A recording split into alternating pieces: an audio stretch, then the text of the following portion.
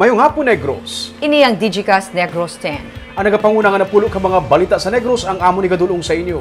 Update ninyo kami via Facebook, YouTube, kag sa amon nga website www.digicastnegros.com. Kag sarang kami malantaw sa Kika Channel 11 sa Kabangkalan City, Himamaylan City, kag Banwasang Ilog. Kagyari na ang top 10 nga mga balita sa Negros sa buong adlaw. Malacanang spokesperson Harry Roque nagpositibo sa COVID-19 pila ka adlaw matapos magbisita sa Negros Oriental. Contact tracing nagapadayon. Balicar Transit nagayo nga makabalik na biyahe pa Dumaguete sa Bukag Zamboanga. Sa Bago City, dolphin nga ginapatihan ginatake sa bangis napatay. Sa Silay City, mga tulaan sang tawo nga may singsing pa sa tudlo nakutkutan sa gwa sang isa ka balay. Kag sa Good Vibes, mga estudyante ng St. John's Institute nagdaog sa isa ka nationwide virtual battle of the bands. Initanan sa Digicast Negros X.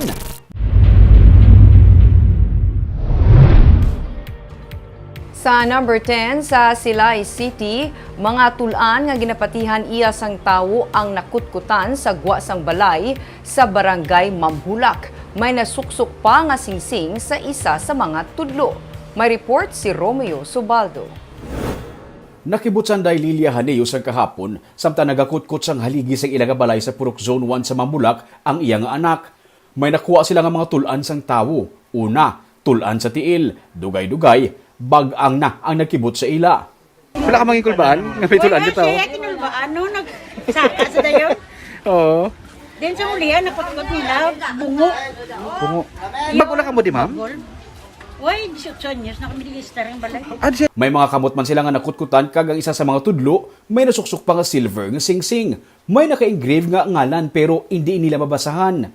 May nakasingsing pa ko ng tudlo Oo, may singsing, may tudlo, may singsing. Hindi mabasahan anong nakasulat? May ara sa sulod. Pero why sa tuktok? Wala pa yung tuktok? Why? Silver. Gilayon nga nagtawag sa barangay ang ilang mga kaingod. Suno kay punong barangay Hazel Cordero, iya gilayon nga gintawagan ang pulis kag nakigangot sila sa City Health Office ang syudad. Sanday Haneo, 18 na katuig nga nag-istar sa among nga balay, pero lain-lain na ang tag-iya sang among nga balay. Laman ina ko na nga balay, baligin bakal man na nila. Inaasan tag-iya subong si Lilia Haneo. Tapos gin bakal man ina ko na nila sa Karing. Pusalim. Yung previous pag ginauno is si Galagati. Sari-sari na. Sa pasa. Pasa na. Ginkordon ang area kag ginusisa sa silay PNP. Sa inisyal nila nga pagsugilanon sa pulis, posible nga basi ibangkay paini nga nalubong sa lugar sang tiyempo pa hapon. Ang Mambulak ang isa sa mga lugar kuno nga palanaguan sa mga soldado sadto. Damo tadi mga irid na pala natawag na nila, mga kanang simento na siya nga gamay lang na siya ang buho na para at least makita nila kung tagtara sila naglalagos. Para naguan sa mga hapon yung soldado. Ang mga tulaan ang igapalubong sa PNP para matagaan man sang mataro nga lubong ang among nga persona. Sa number 9, sa Bago City, isa ka dolphin ang rescue sa mga mananagat matapos ang ginapatihan, ginatake ini sang bagis. Base sa investigation report sa marine biologist nga si Mark De La Paz ng University of St. La Salle Center for Research and Engagement, ginpahayag sa mga mananagat nga nag-rescue si Erwadi dolphin nga ila nakitaan sa tunga sa lawod nga ginaatake sang isa ka ginapatihan bagis sa nagligad nga Sabado. Ini ang ginbutong pasaka sa ilang pump boat kag gindala sa hunasan sa Baybay 13 sa Barangay Talok. Buhi pang dolphin sa mag-abot sa hunasan kag gilayon naman nga ginpahibalo sa mga mananagat ang Bureau of Fisheries and Aquatic Resources pero ginbawian ini sang kabuhi. Makitaan sa lawas ng dolphin ang dako nga kagat sang ginapatihan bagis nga amo ang itunaan sa iya sini nga kamatayon. Ginpaydalom pa sa necropsy ang lawas ng dolphin nga may pahanugot sa BFAR. Madamo sa mga Erwadi dolphins nga nagalabay sa baybayon sang Bago kag Banwa sa Pulupandan nga kabahin sang Guimaras Strait. Sa number 8, most wanted sa Bacolod City Police Office nga naghimulos sa iya nga anak, arestado. Kindakop sang katapos ang CIDG sang Domingo ang number 12 nga most wanted sa Bacolod City Police Office paagi sa ila Oplan pagtutugis operation. Ang 42 anyos nga suspect ang gindakop sa purok maninihon sa barangay Tangub paagi sa warrant of arrest nga sang Oktubre nagligad nga tuig pagin papanaog. Ang gindakop ang may warrant of arrest sa kaso nga rape kag ang biktima amo ang iya mismo man nga anak nga nagbusong pa bangod sa pagpanghimulo sang amay. Detained na karon ang suspect sa Police Station 8. Sa number 7, duha ka mga teenagers kag apat ka iban pang pilason sa magbungguanay ang isa ka motorsiklo kag tricycle sa Banwa sang Isabela. Patay ang 19 anyos ka driver sa motorsiklo kag ang minor de edad naman nga pasahero sa tricycle matapos magbungguanay ang motor kag ginasakyan nga tricycle sa pasahero sa dalan sa bahin sa barangay Tinungan sa Banwa sang Isabela sang Sabado. Ang driver sa motor amo si Darren Calsarin kag ang pasahero nga napatay amo ang 13 anyos nga si Laika Eunice Namayan. Sunod kay Police Captain Joseph Partida, hepe sang Isabela PNP, nagadalagan sa opposite direction ang tricycle kag ang motor sang sila ang magbungguanay sa tunga sang dalan. Pareho madasig ang pagdalagan sa duha sunod sa pulis bisan pa madulom ang dalan. Pilason na 17 anyos nga nagadala sang tricycle kag duha niya ka mga pasahero nga upod sang napatay lakip ng isa pa ka minor de edad. Pilason naman ang angkas ni Calsarin. Sa number 6, Negros Oriental ang nagbaton sang dugang nga COVID-19 vaccines para sa frontliners. Nag-abot sang Domingo ang 3,140 ka doses ang AstraZeneca sa Negros Oriental nga ginpain sang probinsya para sa mga frontliners nga nagatrabaho sa ospital. Sa nagligad nga semana, una na nga nag-abot sa Negros Oriental ang 5,000 nga Sinovac vaccines nga ginbakuna sa mga frontliners sa mga ospital sa Dumaguete City nga naga-cater sa COVID-19 patients. Sunod kay Dr. Leland Estacion sa nga Provincial IATF, ilan naman nga itigana ang nag-abot nga masobra 3,000 ka doses sang AstraZeneca vaccines para sa mga district kag community hospitals sa nagkalain-lain nga mga LGU. Kahapon may duga nga 6 nga new COVID-19 cases ang Negros Oriental kag 7 naman ka recoveries. 91 ang active cases sa Negros Oriental sa karon. Samtang Negros Occidental ang may 18 naman kahapon ka bag-o nga kaso sang COVID-19 kag kalabanan diri sa gihapon ang mga locally stranded individuals. Ang Bacolod City ang may 5 man ka duga nga kaso sang COVID-19. Sa number 5, istrikto karon ginamonitor sa lokal nga panguluan sang Banwa sa Ginubaan ang ila sini nga border sa Negros Oriental. Sunod sa kay Mayor Ernesto Estrao, sumugod sa Lunes ang mga nagasulod gikan sa Negros Oriental ang isa-isa nila nga ginapagitaan sang negative RT-PCR test result kag sang S-Pass permit kasubong man sang Stay Safe application. Sunod sa alkalde, ini ang santo sa mandato sang executive order nga gipapanaog sang gobernador sa pagpatuman sa uniform travel policy. Ang Ginubaan ang pinakaulihi nga banwa sa Negros Occidental kag tabok sini ang banwa sang Basay nga sakop sang Negros Oriental. Pero sunod sa kay Estrao, kung ang mga nagasulod ang nagikan na lamang o kung nagagikan lamang sa Basay, ilan naman iligi na pasulod. Damlag pa, ginsiling ni Governor Eugenio Jose Lacson nga ang mga checkpoint sa border magapabilin para masiguro ang compliance sa mga rekisitos sa mga nagikan sa guwa sang Region 6. Lito si mga aral lang bala na yun sa may Basay. Daw ka neighbor mo lang sa atom, kagulaban kesa sa Basay. Kaya bro, kung mga halingin sila sa like Dumaguete, kaya we have to implement sa executive order ni Go. Ang Banwa-Sinoban, nag-adapt lang sa in-adapt natin in toto. Sa number 4, Vallecar Transit Incorporated karon ang nagapropose nga liwat ibalik ang ilang nga biyahe gikan sa Bacolod padulong sa Dumaguete, Cebu kag Zamboanga. Sunod kay Provincial Administrator Rayfrando Diaz, nagsapol na sila sa Vallecar Transit kag ginsiling sang tagdumalahan nga sarang nila mapatuman ang mga rekisitos sa ila nga pasahero nga ginahinyo sa idalom sang executive order angot sa pagpatuman sang uniform travel policy. May mga bagay pa nga luyag mapatod sunod kay Diaz kasubong sang kadamuon sang pasahero nga sarang kasakay sa bus. Pero sa inisyal nga pagsugilanon, mangin point to point ang biyahe. Magabutang man sang personnel sa terminal sang bus ang probinsya para mapasiguro nga ang mga mag-aabot nag-comply sa requirements. Pero suno kay Diaz, magapabili ng voluntary swabbing kag quarantine para sa mga luyag sini. Mahimo sini nga semana mapatud na ang pagasugod sang biyahe para sa Bacolod, Cebu via Tabuelan kag San Carlos Port, Bacolod, Dumaguete via Mabinay, San Carlos kag Bayawan, Bacolod, Zamboanga via Dumaguete, Bacolod, Canlaon via San Carlos kag La Castellana, kag Sipalay City, Cebu kag ang mga pabalik nga ruta. Ginihinyo man sang Vallecar ang endorsement sang probinsya sa LTFRB. LTFRB Region 6 requires that the governor signs an endorsement of support and no objection sa sininga mga ruta. So, again, may i-plancha ko ng jutay na langgit, and once we are clear with the details, i-issuehan ni Gov ang ininga mga gina-request nila. Pwede man mag-jutay ang aton nga number of trips, or pwede man na nga i-maintain ang gina-request sa Vallecar. But again, it will depend sa aton capacity nga mag-absorb sa kadamuon sa mga pasayro. Sa number 3, nagsaka sa 171 kung 171 ang active cases sa COVID-19 sa Negros Occidental, sandig sa March 15 nga datos sini. Masobra sa 120 dari ang mga stranded individuals nga nagpinauli sa probinsya sunod sa kay Provincial Administrator Attorney Ray Frando Diaz.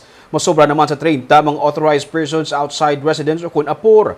Ang Banwa sa Calatrava may pinakamadamo nga kaso sang active COVID-19 cases nga 22.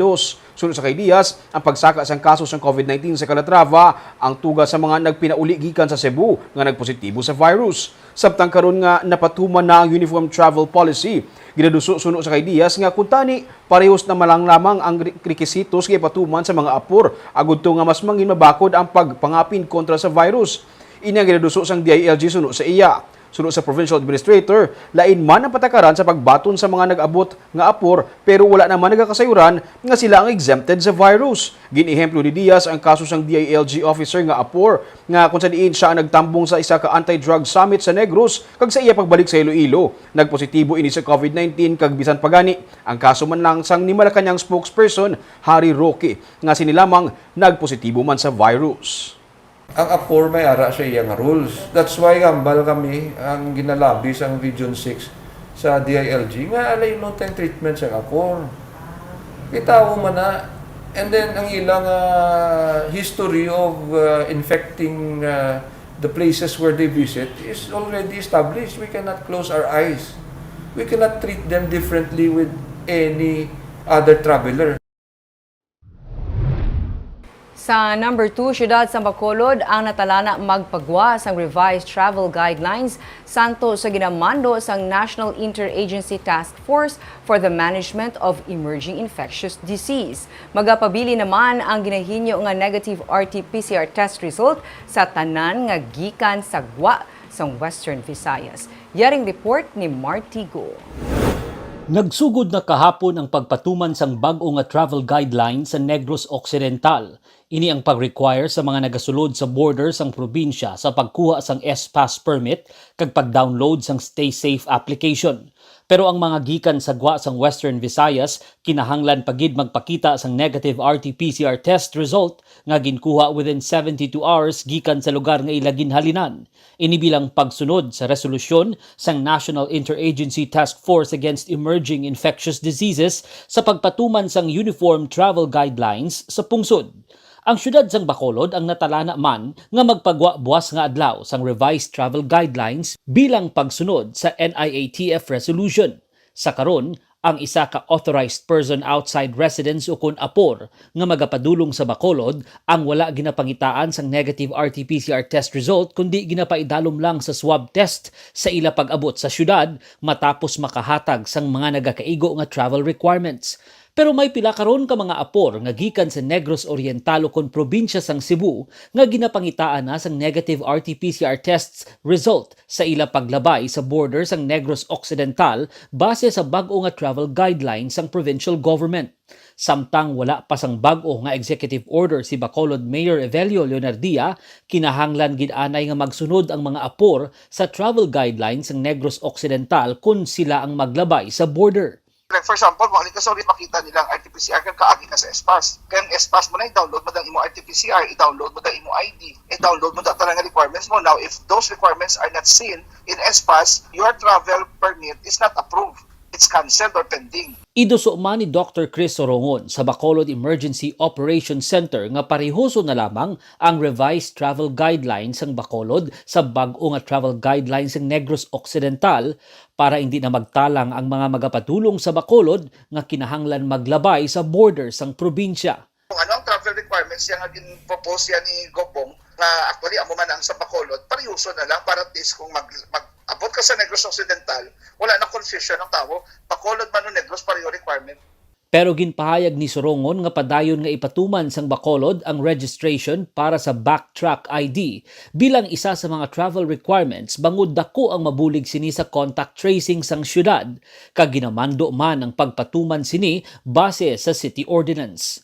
Martigo para sa Digicast Negros.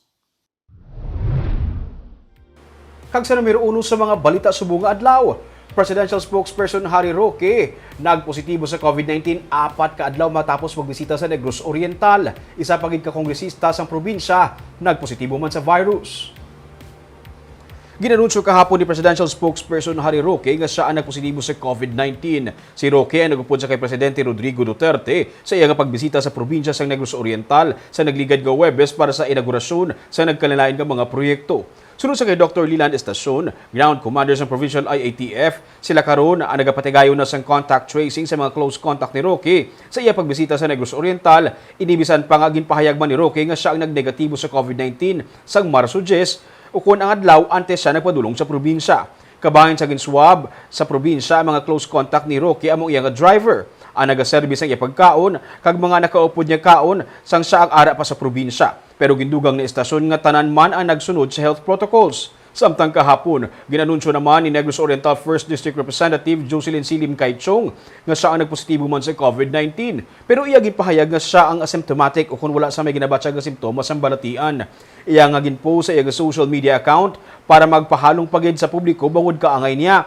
Iya man ginasunod ang matulid ang mga health protocols para sa gihapon siya, pero sa gihapon siya ang nagpositibo sa virus. Ginpahayag ni Lim Kaicho nga wala siya sa Negros Oriental sa pagbisita diri sa presidente lakip na ni Roque nga nagpositibo man sa COVID-19.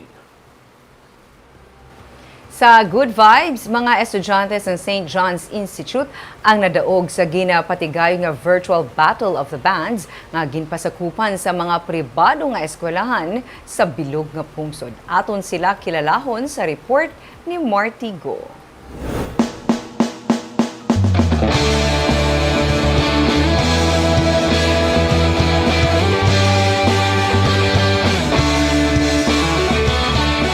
Ini ang performance ng The Solution Band nga ginatapuan nanday Mary Feliz Feria, Matthew Ethan Havellana, Kyle Andrada, Chino Halandoni kag Tricia Lirazan.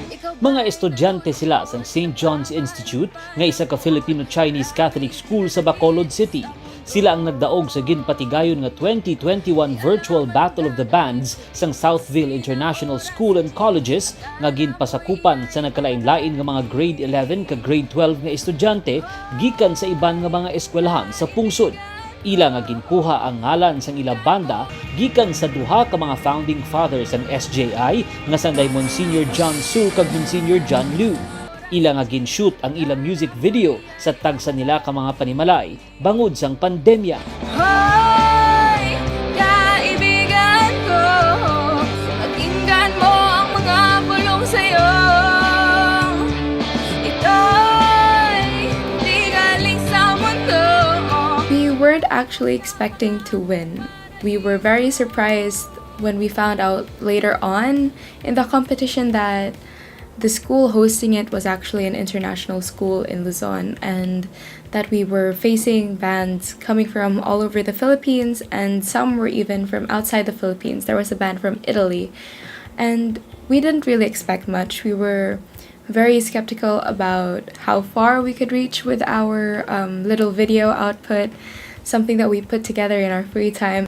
Our band joined the competition because we wanted exposure, not only here in Bacolod but in other places as well.